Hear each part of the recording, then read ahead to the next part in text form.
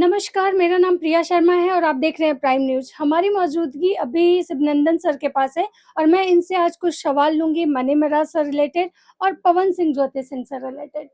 तो सबसे पहले सर स्वागत है जी, आपका। बहुत-बहुत शुक्रिया। सर मेरा सबसे पहला सवाल है कि पवन सिंह, ज्योति सिंह का तलाक का जो मैटर चल रहा है, इसमें क्या पॉसिबिलिटी है कि ज्योति सिंह को क्या मिल सकता है एलिमनी के तौर पे? देखिए जब शादी एक मैं व्यक्तिगत टीका-टिप्पणी नहीं कर रहा हूँ, किसी भी केस में जो प्रोसेस होता है वो समझिए कि अगर शादी हो गई है हिंदू मैरिज एक्ट के मुताबिक, तो पत्नी को मेंटेनेंस उसको देना ही पड़ता है, तब तक जब तक कि वो दूसरी शादी ना कर ले। तो ऐसे परिस्थिति में मेंटेनेंस का जो राइट है पत्नी का, वो हर हाल में एग्जिस्ट करता है और वो देना ही पड़ता है, उसमें कुछ नहीं देखना है। 2 शर्त है जिससे आप बच सकते हैं कि अगर पत्नी नौकरी में है या खुद कमा रही है, तब सर्विस में अपना वो मेंटेन करने के लिए उसका कैपेबिलिटी है, या वो फिर एडल्ट्री में रहती है। यदि मान लीजिए किसी के साथ अवैध संबंध है और इसका ठोस प्रमाण पत्र मिल जाता है, तब उस पर आधार पर वो चैलेंज लोग करता है। नहीं तो सामान्यतः 99% केस में वो कोर्ट इतना भी नहीं देखती है, सीधे कहती है पत्नी है, शादी हुई थी, एस्टेब्लिश्ड हो गया, मेंटेनेंस दी थी। और मेंटेनेंस की जो रकम होती है वो पति के हैसियत के मुताबिक दिया जाता है। जितना डीप पॉकेट थ्योरी कहते हैं, जितना उसका औकात, उतना अमाउंट निकाल के देखिए। अगर एक रिक्शा वाला है, उसकी पत्नी मेंटेनेंस मांगेगी, तो ऐसे परिस्थिति में उसको 2000-3000 का बोला जाएगा। लेकिन वहीं पर अगर मान लीजिए सपोज कि कोई बहुत धीरू भाई अंबानी का जो पोता है, मान लीजिए उसके घराने का है, तो उसका क्या हैसियत है, उसको 1 करोड़ रुपया भी कम लगेगा उसके फैमिली में रहने के लिए। तो वो देखा जाता है कि जिस व्यक्ति से हम मेंटेनेंस ले रहे हैं उसका औकात कितना है, उसी हिसाब से उसके पॉकेट से पैसा निकाला जाता है। इसी सिद्धांत को हम लोग डीप पॉकेट थ्योरी कहते हैं, कि जितना गहरा उसका पॉकेट है उतना पैसा निकाल के पत्नी को दिया जाता है। यही चीज़ है। तो सर मतलब कि आधा जो कम मतलब इनकम है हस्बैंड का सोर्स ऑफ इनकम है उसके 50% दिया जाता है या वो कोई निर्भर सर्टेन नहीं नहीं अमाउंट? उसका नहीं नहीं, मैंने क्या बोला कि उसका हैसियत के मुताबिक कि उस लड़की का रहन सहन क्या है, कैसे परिवेश में उसको मेंटेन करने के लिए आवश्यक कितना पैसा देना होगा। तो यदि बाल बच्चा नहीं रहता है तो कहता है कि 50-50 बांटिए। अगर मान लीजिए बाल बच्चा है और साथ में वाइफ के साथ रह रहा है तो 75% दिलवाएगा।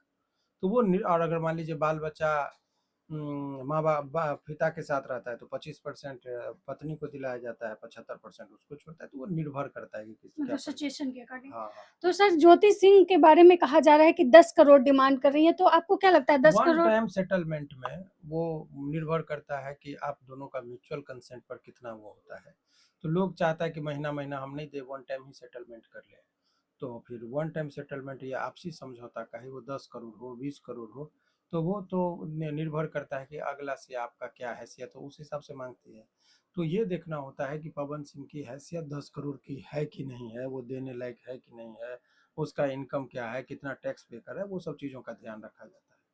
सर जैसा कि कहा जा रहा है कि मतलब ज्योति सिंह और पवन सिंह जो दोनों हैं, तो पवन सिंह अप्लाई किए थे डाइवोर्स के लिए, तो ज्योति सिंह अप्लाई नहीं की हैं। तो ऐसे कंडीशन में अगर ज्योति नहीं चाहे कि हम तलाक दें, तो ये तलाक होगा या एक नहीं? तरफा तलाक बहुत मुश्किल से मिलता है जब तक कि म्यूचुअल कंसेंट हो। तलाक में हिंदू धर्म में बहुत लिमिटेड स्कोप है। जैसे कि कोई वेनरल डिजीज हो जाए, जैसे एड्स बीमारी किसी पक्ष को हो जाए तो कम्युनिकेबल है, तो वो एक ग्राउंड होता है। कुष्ठ रोग हो जाए तो वो एक है। क्रुएलिटी एक ग्राउंड है। फिर वो बहुत सारा ग्राउंड है, 13 ग्राउंड है। तो उसी में से कोई एक ग्राउंड यदि रहता है तब, अदरवाइज नहीं होता है। सर ज्योति सिंह और पवन सिंह का जो मैटर है 7 सालों से चल रहा है, अभी तक कुछ निष्कर्ष नहीं है। लेकिन पवन सिंह के जो वकील हैं वो कह रहे हैं कि अब जो है 24 तारीख को फाइनल हो जाएगा। तो ऐसे कैसे फाइनल हो ऐसे जाएगा? फाइनल नहीं होता है जब तक कि उस पर एक ठोस निर्णय ना आ जाए। तो ये सब देखा जाता है। अभी फिलहाल क्या होगा उनके वकील साहब बताएंगे, लेकिन अभी जो कानूनी प्रक्रिया है बहुत लंबी चलती है, और खास करके मैट्रिमोनियल केस तो और लंबा चलता है। तो इतने जल्दी इसको निपटारा का चांस कम है जब तक कि दोनों पक्षकार तैयार ना हो जाए। दोनों पार्टी तैयार हो जाए तो म्यूचुअल कंसेंट से, तब तो 6 से 8, यदि तैयार होंगे तो भी 6 से 8 महीने का वक्त लगता है। लेकिन यहाँ तो एक तरफा है, तो वही चीज़ें देखना होगा।